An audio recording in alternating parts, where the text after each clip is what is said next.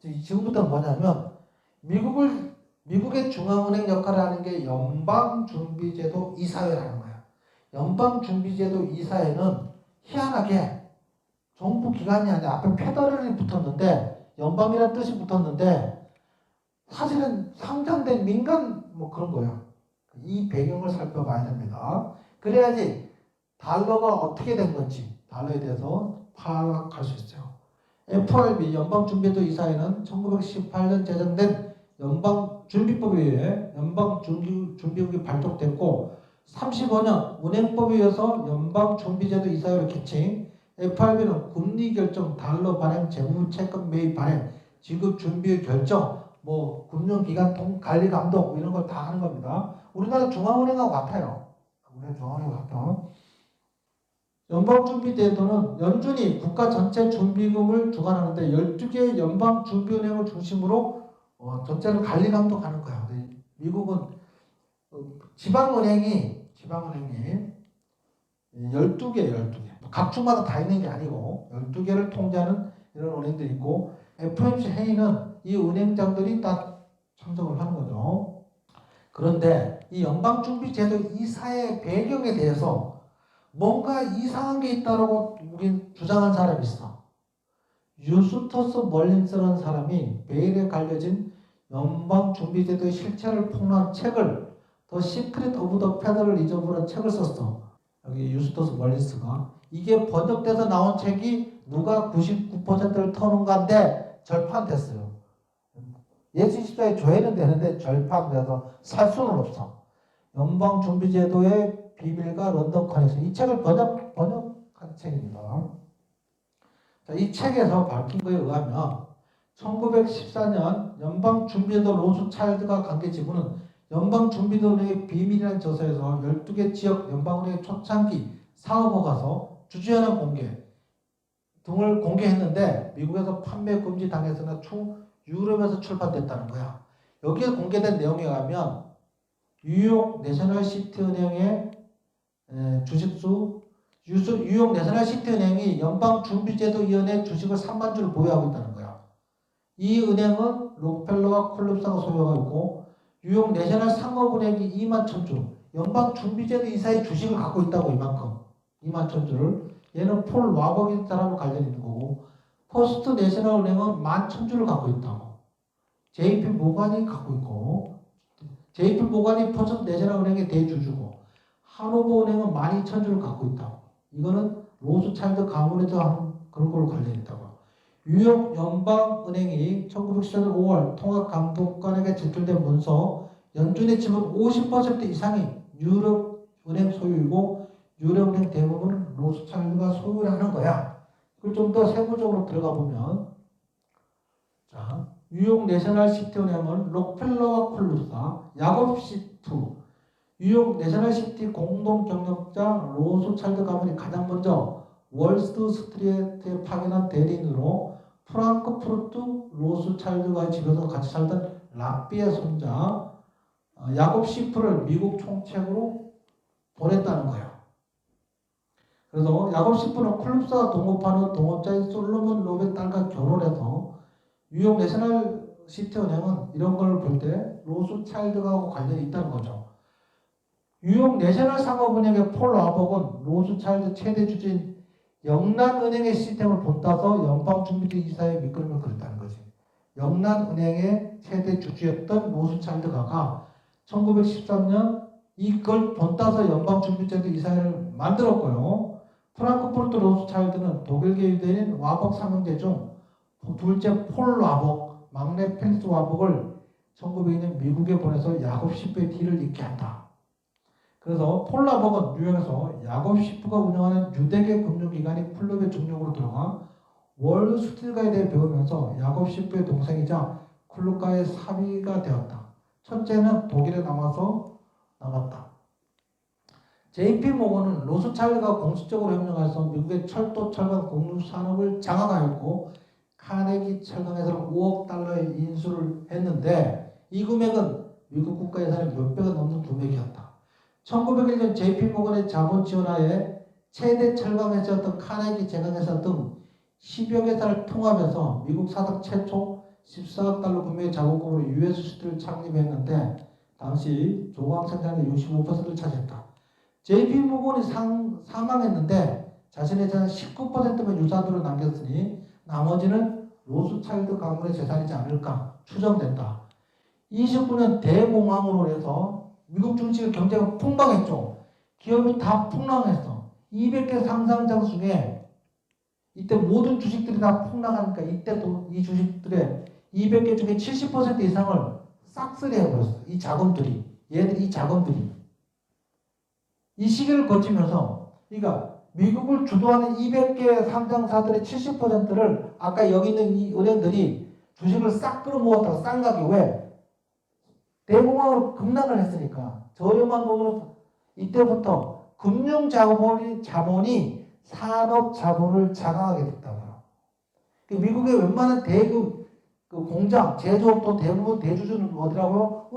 은행의 대주주는 로스차일드가라는 거야. 로스차일드가는 유대인이라는 뜻입니다. 그런 얘기를 하는 거예요. 로스차일드가의 오형제들이 어떻게 부자가 됐는지 그거에 대해서 정리를 해볼 겁니다. 큰형은 독일의 프랑크푸르트를 맡았으며 독일이 통일하면서 초대 재무장관을 보냈다. 둘째는 오스트리아 빈을 책임지고 오스트리아 대륙철도를 로스차일드가에 건설했다. 셋째는 영국 맨체스터에서 처음 면직물 사업으로 돈을 벌어서 런던 금융계에 진출하여 오형제 중 가장 큰 돈을 벌게 됐다. 넷째는 이탈리아 나폴리에서 로마 교황청과 이탈리아 금융을 장악했다. 다섯째는 프랑스 금융계를 장악하여 프랑스 철도를 로스차일드가에 건설했다.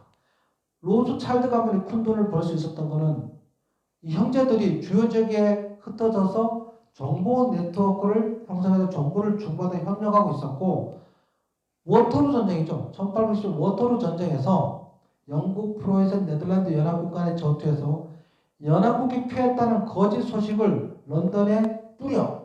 그래서 채권이 폭락하는 거를 아까 그 둘째 누구야?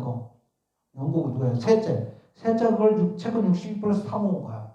이거 공공연한 비밀로 그냥 알려진 얘기죠. 공공연. 이때 어마어마한 부자가 된 거죠. 이러면서 전 세계는 로스차일드가가 장악하게 되는 겁니다. 그런데 히틀러가 정권을 잡으면서 재산을 다 몰수를 해버렸어.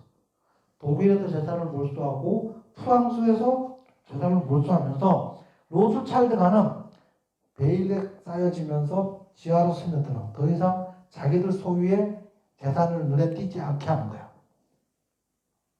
더 이상 로스차일드 가문의 이름을 걸고 사업이 없이 완전히 숨게 되었어. 런던 로스차일드, 이탈리아 로스차일드도 수많은 재산이 어디로 갔는지 모르게 금융자산으로 숨어들어서 현재 어디 갔는지 모른다. 그 후에도 화폐를 가치를 결정하는 금값은 여전히 로스차일드가에서 정했다. 그래서 뭐 이스라엘 건국할 때 그 로스차일드가에서 땅 사줬다는 얘기 다 아는 얘기죠. 이건 알려진 얘기죠. 프랑스 로스차일드가에서 운영하는 와이너리티가 생기는 등 이렇게 몇 가지는 드러났지만 이 원래 규모에 비하면 와이너리티는 푼돈이잖아. 작은 건 드러났지만 큰 건 드러난 게 없다는 얘기를 하는 거죠. 미국 연준의 대주주들이 전부 로스차일드 가문과 관계된 은행들이었다는 걸 감안하면 전혀 근거 없는 소문이 아니고 연준이 7조 달러의 자산을 가지고 있는데 이자 6%는 주주들에게 배당하고 있다. 그래서 이걸로 봐서 유대인들이 전 세계 경제를 장악하고 있다는 거죠. 그 배경에는 로스차일드가의 부가 종잣돈이 된 거고 1929년 폭락 때 미국의 상장사를 70%를 싹쓸이 한 거야. 금융자본이 산업자본을 통제하게 된 거지. 그때부터.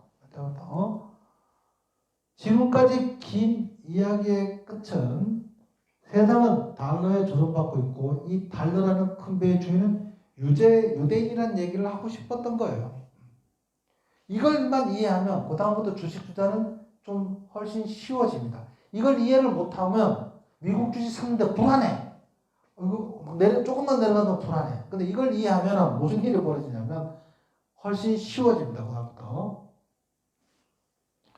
우리 여기서 힌트를 얻어야 하는 거지. 반드시 미국 주식에 투자해야 돼. 왜? 미국이 달러가 전 세계를 지배하고 있기 때문에 그렇다면 달러가 지배하는 세상에서 반드시 뭐에 투자해야 된다고요? 미국 주식. 미국 주식에 투자를 해야 됩니다. 이게 뭐예요? 1932년 주가가 어떻게 됐어요? 33,926포인트. 40포인트여서 이거 막 액면분할한 것 때문에 이렇게 40으로 보이는 거예요. 이 부분도 확대를 하면 이렇게 급등했어. 이 부분을 잘라서 확대를 하면 이렇게 보인다고요. 무슨 말이냐면 이 부분도 시간이 지나면 얘처럼 보인다고. 얘처럼. 무슨 말 이해 가시겠죠? 이걸 확대하면 이것처럼 보인다고. 달러 세상에서는 미국 주식은 영원히 상승한다고요. 그래서 우리가 내가 가진 자산의 30에서 50%를 미국 주식에 투자를 해야 된다는 말을 하고 싶은 거예요. 제 말의 요지는 미국 주식에. 망하지 않을 기업에. 미국 주식인데 망할 기업에 투자하면 안 되겠죠. 망하지 않을 기업에 투자를 한다면 증시는 계속 상승할 수밖에 없다고요. 이렇게. 이 얘기를 믿으시라고 아까 긴 얘기를 한 거야. 앞에. 달러 얘기도 하고 유대인 얘기도 하고 로스차일드가 얘기도 한 이유가 이거를 믿으시라고. 이거를. 미국 주식을 현명하게 투자하는 법은 미국 주식은 단타하면 안 돼. 최소한 5년에서 10년 이상 보유해야 돼.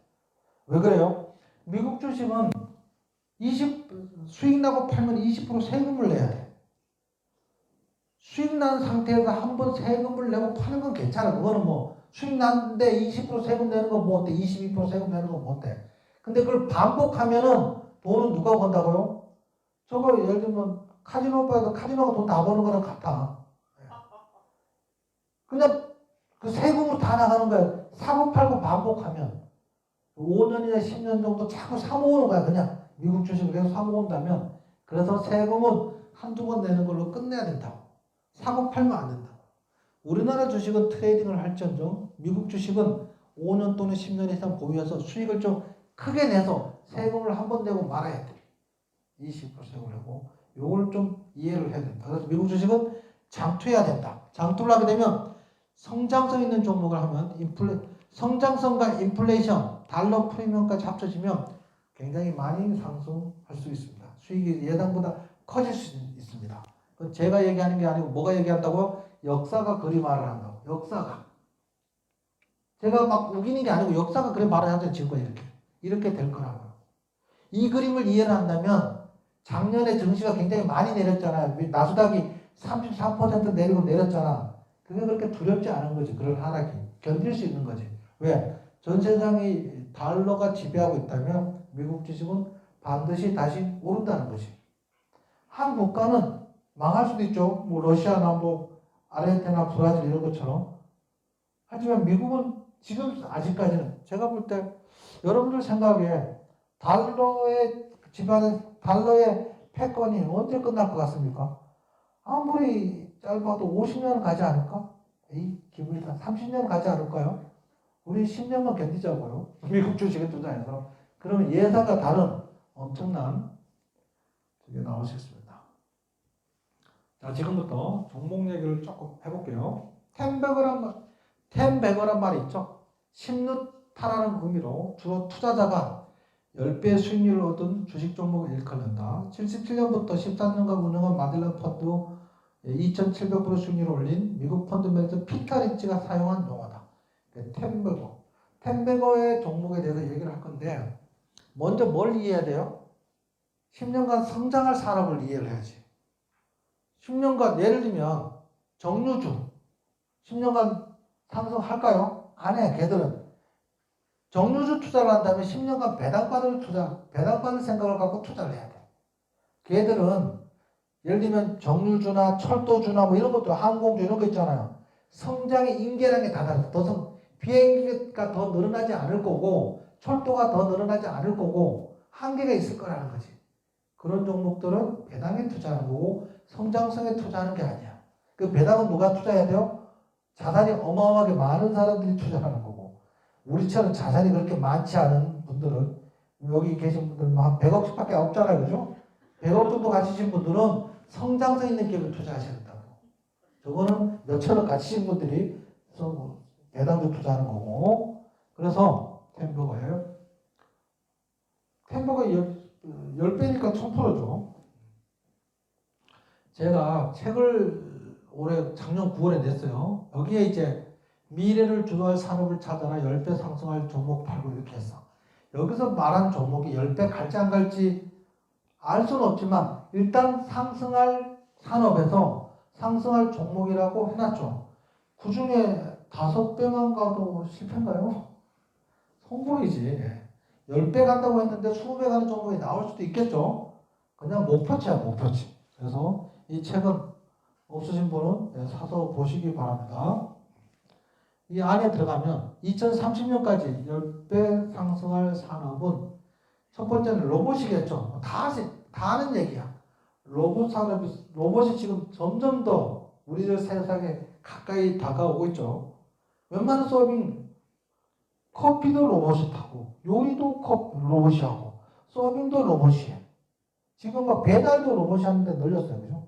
시간이 좀 지나면 우리나라 인구가 줄어들어서 재앙이라고 하잖아요. 인구가 줄어들어서 행복이 될 수도 있어, 우리나라가. 왜? 힘든 일은 누가 다 대체해? 로봇이 대체할 거니까. 인구 많은 나라들이 실업자가 늘어나서 더 골치 아픈 거야. 인구가 줄어들면 오히려 힘든 일을 로봇이 대신할 거니까 부담이 훨씬 줄어들겠죠. 그런 일이 벌어질 거고. 로봇 관련주가 있겠죠. 첫 번째는 요거는 ETF야. 보츠라고 로봇 관련 ETF야. 로봇 관련 ETF인데 미국에 상장된 ETF. ETF니까 10배 안 갈 수도 있죠. 당연히 10배 안 갈 수도 있어요. ETF니까 하락할 때 조금 하락하고 상승할 때 조금 상승하겠지. 하지만 이 안에 구성된 종목을 보면 이 보츠라는 ETF에 구성된 종목이 엔비디아, ABB, 인투이티브 서지컬 뭐 이런 게 쭉 있는 거지. 저는 사실은 엔비디아나 ABB나 인투이티브 서지컬 이런 걸 투자를 권합니다. 하지만 나는 좀 불안해. 그러신 분 어떻게 하면 돼요? 안정적인 투자는 ETF 투자하면 되겠죠. ETF라는 건 로봇 산업에서 주로 성장하는 ETF니까 로봇 산업이 성장하면 그만큼 그 이상 성장할 가능성이 높겠죠. 하지만 제가 권하는 거는 엔비디아나 ABB나 인투이티브 이런 개별 종목에 투자하는 것도 나쁘지 않다는 거지. 이 ETF를 구성하고 있는 종목들입니다. 그래서 첫 번째 나오는 게 인투이티브 서치칼이야. 이게 로봇으로 수술하는 거야. 로봇 수술. 그러니까 옛날에는 냉장 수술하려면 배를 찧어서 냉장을 잘라냈잖아요. 요즘은 구멍 하나 뚫잖아. 그런 것들 지금 웬만한 수술은 얘가 수술하는데 로봇 팔로 수술하는 확률이 4%밖에 안 된대요. 아직도. 근데 점점 늘어나겠지. 로봇 수술은 일단 크게 절개를 하지 않으니까 출혈 위험성도 작고 그만큼 리스크도 적고 회복도 빨라. 개복을 하면은 굉장히 아무는데 오래 시간이 오래 걸리고 출혈이 심해지니까 위험한데 구멍 2개 뚫어서 로봇 팔로 수술하는 거야. 똑같이 보이게. 영화에서 많이 보셨잖아요. 그죠? 그거를 만드는 1등 업체가 인투이티브 서지칼이야. 그냥 티커 또는 현지 코드라고 하죠. 미국 종목에 가서 ISRG라고 치면 이 종목 떠요. ISRG라고 치면. 그게 아직 미국 로봇 수출 자체가 4%니까 성장 타락이 무궁무진하겠죠. 그 다음에 전기차. 지금 전기차가 어마어마하게 늘어나고 있는데 미국 전기차 보급률이 4%에 그쳤어. 아직도. 유럽이 앞서가고 있는데 전기차 보급률이 11%야. 가장 앞섰다는 중국도 전기차 보급률이 15%, 16%에 불과해요. 근데 전 세상은 어떻게 한다고요? 2035년부터 내연기관 차량 생산을 중단한다는 거야. 전부 전기차로 바꾼다는 거야. 그럼 전기차는 계속 늘어나겠죠. 늘어날 수밖에 없겠죠. 근데 미국의 전기차 지금 보급률이 아직 4%밖에 안 된다고요. 그럼 전기차 관련주에 투자를 해야 되겠죠. 전기차 관련주는 그냥 테슬라밖에 없어요. 그냥 테슬라밖에 없었죠. 전기차가 테슬라. 아니, 아우디도 전기차 만들고, 벤츠도, BMW도 전기차 만들고 다 만드는데 다른 데는 경쟁 자체가 안 된다고. 가격 결정권을 가져야 되잖아요. 과감하게 전기차 가격이 20% 다운해버렸잖아. 전기차 가격을 20% 다운하면 무슨 일이 벌어지냐? 내연기관 차량 살 사람이 전기차 사는 거야. 전기차의 가장 큰 단점은 배터리 가격이 비싸기 때문에 차 가격이 비싸다는 거지. 근데 20% 싸지면 당연히 전기차를 사죠. 왜 그러냐면 전기차는 차량 유지비가 내연기관 차량에 대해서 10분의 1밖에 안 든대요. 그 전기차 앞 트렁크 열잖아요. 텅 비었어. 그 본네트 짐 실는 거야. 전기차 앞 트렁크에. 부품도 훨씬 작아지고. 더군다나 테슬라는 프레임을 해서 차를 통째 프레임을 찍어내 그냥. 그래서 당연히 그 다음에 자율주행 부분에서 테슬라가 당연히 앞섭니다. 그 다음에 이제 우주항공 관련 주소. 우주항공. 지금은 아직은 2021년 7, 8, 9월에 버진 갤럭틱 홀딩스나 그 다음에 블루 오리진 그 다음에 스페이스X에서 우주여행을 시험 운영을 다 했어. 성공리에 다 마쳤어. 다 마쳤는데 민간 우주여행을 조만간 실시될 건데 이게 지금은 비싸. 민간 우주여행 한 번인데 비싸. 막 3억씩 4억씩 5억씩 달래. 근데 얘가 일반화된다면 무지 싸지겠죠. 그러면 앞으로 한 10년쯤 지나면 우주여행이 일반화될 가능성이 매우 높습니다. 옛날 1968년에 스탠리 큐브릭의 오디세이 2001이라는 영화에 보면 달나라 가는데 중간에 일단 가서 우주 정거장 호텔에서 하루가 이틀 묵어. 그 다음에 달나라를 가는 그런 장면이 나와. 아마 한 10년 또는 20년 정도 지나면 여행을 우주 호텔에 갈 수도 있어. 우주 정거장을 호텔식으로 만드는 거죠. 그래서 며칠 보다 오는 거지. 그렇게 될 수 있고 일반화 될 수 있습니다. 그래서 우주여행 관련 주 관심이고 아직은 실체가 없으니까 그죠? 아직은 실체가 없으니까 위험한데 얘가 아크 스페이스라 그래서 그 현지 코드 티커가 ARK 아크 XX 아크 X ETF 이 ETF를 사면 우주여행 관련주에 투자를 하시는 것과 같은 거지. ETF니까 여러 종목으로 구성되어 있으니까 조금 덜 위험하겠죠? 상승하면 꾸준히 상승하겠죠. 요거는 우리 돈나무 언니가 운영하는 ETF예요. 캐시우도 다들 아시죠? 유명한 돈나무 언니. 아크스페이스. 그 다음에 무인 항공기. 무인 항공기도 다 좋은 아닌데 그 중에 크라토스 디펜스 앤 시큐리티 솔루션이라 이게 있어. 이거 뭐냐면 그냥 전투기가 무인기야. 옛날 2005년도에 스텔스라는 영화가 개봉됐는데 여기에 전투기 하나가 인공지능으로 본인이 출격해서 공격까지 하고 다 해. 그런 것처럼 실제로 이런 걸 만드는 회사가 크라토스 디펜스야. 이 기업은 이 기업의 발키리라는 무인 스텔스 기가 사람이 탑승한 랩터, F-22 랩터, F-35의 라이트닝 이런 유인 스텔스하고 같이 합동훈련을 성공리에 마치고 그랬어요. 그 무슨 말이냐면 시간이 지날수록 무인 전투기로 대체될 가능성이 높다는 거지. 우리 그 탑건 2 보셨잖아요. 거기에 보면 저런 말이 나와. 마하 10, G10 이상은 사람이 못 견딘다는 거야. 근데 미사일은 어때요? 훨씬 빠르게 전투기가 못 피하잖아요. 그게 사람이 마하 10 정도가 한계를 견딜 수 있는데 근데 무인 전투기는 그보다 훨씬 빨라도 다 견딘다는 거야. 그래서 무인 전투기로 대체될 가능성이 높습니다. 그 다음에 요번에 러시아 우크라이나 전쟁으로 인해서 막 굉장히 힘든 게 드론이잖아. 드론 공격. 이란산 드론 막 이렇게 하고 터키산 드론. 그 200만 원짜리 드론이 자폭 드론이 10억, 50억대 탱크를 폭발시키고 뭐 이런 거잖아. 그 전쟁이 드론으로 바뀔 수 있다는 거야. 근데 공격용 드론을 만드는 기업이 에어로바이런먼트야. AV라고 치면 나옵니다. 이 만드는 게 이 기업이야. 당연히 드론 전쟁의 양상이 드론으로 바뀌면 이 기업 주가가 많이 오르겠죠. 많이 오를 겁니다.